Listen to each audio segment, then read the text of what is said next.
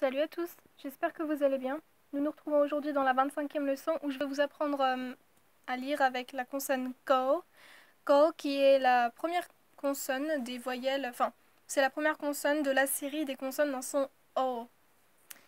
Donc là j'ai pas mis le titre parce que c'est le même à chaque fois, vous avez juste à changer la consonne qu'on apprend et à changer le numéro de la leçon. Donc en cambodgien ça donnerait Merienti Mapai Pram. On est à la 25e leçon, donc c'est oui. Mapai Pram, Merienti Mapai Pram, Rien An Tiemoi Pchon Chene Go. Et aussi, je voulais que vous sachiez que.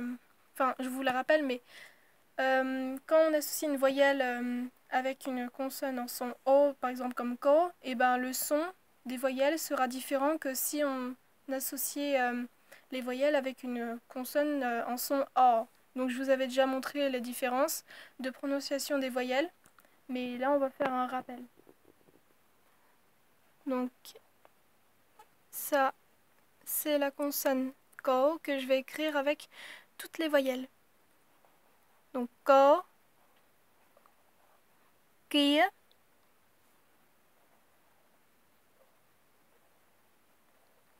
ki,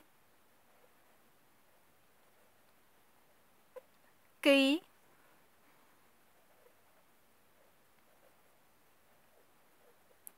que, que, cu, cu,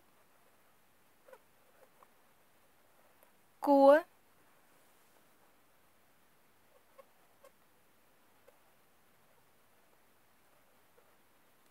que,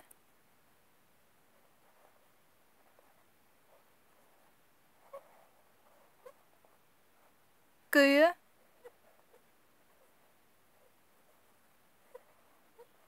kia,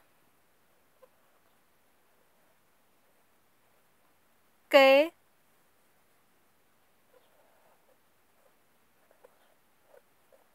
cá,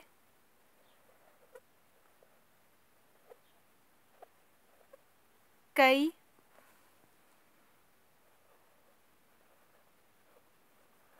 cô,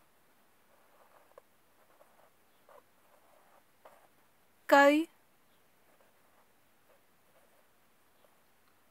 cúm, cúm, còm,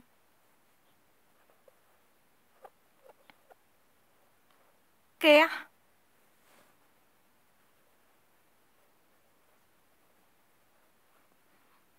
cu,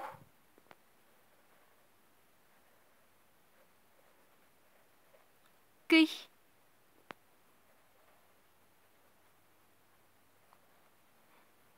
cua, cua, cu, ki, cua.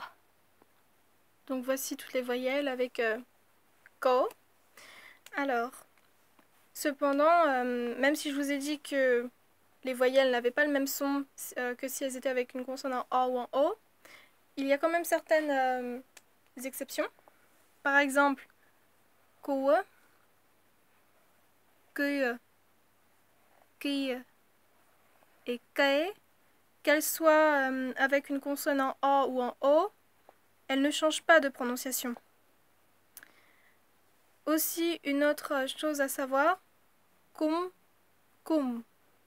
Donc, sera om et sera om se prononcent om et om avec des consonnes en son A, mais elles se prononcent de la même manière, c'est-à-dire lorsqu'elles sont associées à des consonnes en son O. Donc on va traduire tous ces mots-là. Ke signifie on, il, elle au pluriel ou au singulier. Les autres, les gens. En fait, ke c'est des personnes autres que nous. C'est autrui, c'est les gens en fait. Ko, c'est un terme générique qui désigne les bovins, donc ça peut être un veau, une vache, un bœuf, etc. Mais en général, quand on dit ko, on se réfère plutôt à une vache. Kum, c'est garder de la rancune, préparer une revanche, une vengeance. Ça veut dire aussi se venger. Prendre sa revanche, enfin tous les mots autour de cette notion-là. Ensuite, cour, c'est frapper, cogner.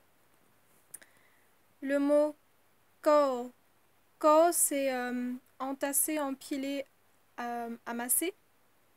Ensuite, le mot kou, kou c'est dessiner. Kou, kou c'est qui convient, propre à, c'est quelque chose qui est correct, qui est digne de quelque chose, c'est convenable. Ben, ça peut désigner des taureaux, des vaches, mais c'est plutôt des vaches qu'on élève en fait. Ensuite, sako, sako c'est la mer, l'océan. Et ce mot-là, oki, oki, ça désigne une maison, un établissement, un édifice. Une édifice? Oui, une édifice, c'est mieux. On passe maintenant à la traduction de la phrase. Donc, chai kia koko. Chai kia koko. Chai, petit-fils, petite-fille. Kia, c'est le prénom. Donc, je pense que c'est un prénom de garçon. Donc, le petit-fils kia ou kia. Ko, dessine. Ko, dessine.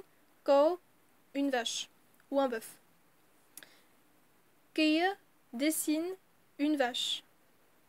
Ou sinon, le petit-fils Kia dessine un taureau. Peu importe, c'est libre d'interprétation ici. Oui, il peut aussi dessiner un veau, un bœuf, etc. Chai Kia Koko. J'espère que ça vous a plu, que vous avez compris. Et on se retrouve dans une prochaine vidéo. Bye!